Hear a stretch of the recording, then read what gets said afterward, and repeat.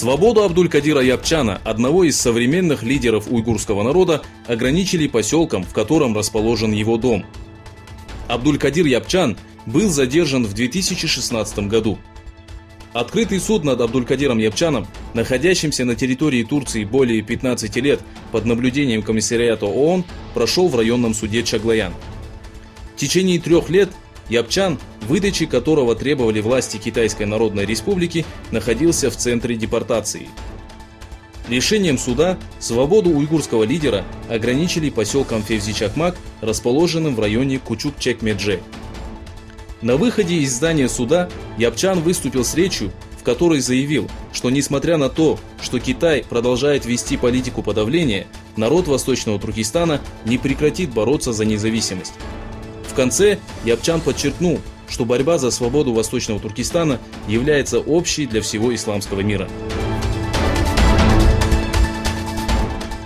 Пентагон обвинил Китай, пытающийся модернизировать свою армию посредством военной разведки, в краже технологий. В докладе Пентагона указывается, что для получения доступа к военным технологиям зарубежных стран Китай использует инвестиции, кибератаки, китайцев, работающих в оборонных предприятиях Запада, непосредственной разведкой и получением доступа к серверам оборонных компаний. Предполагается, что Китайская Народная Республика получила схемы военно-воздушных систем и подводных лодок Соединенных Штатов Америки. Пентагон предупредил, что присутствие Китая на Северном полюсе приведет к усилению его позиций.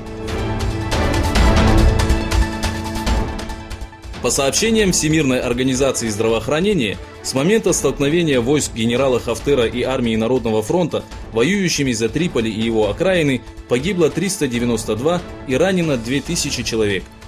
Более 50 тысяч семей были вынуждены покинуть свои дома.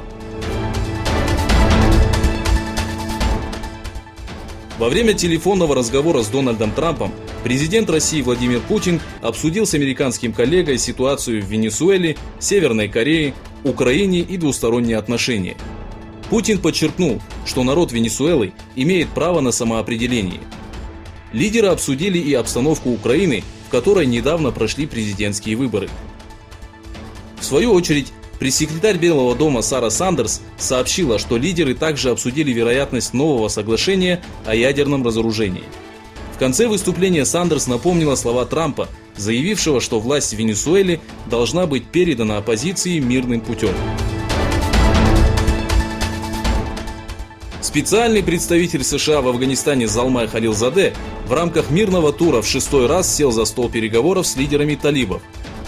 Халилзаде сообщил, что во время переговоров были рассмотрены следующие вопросы: вывод иностранных войск из Афганистана, установление мира, возможность прямых переговоров лидеров Талибан с властями Афганистана и объявление перемирия.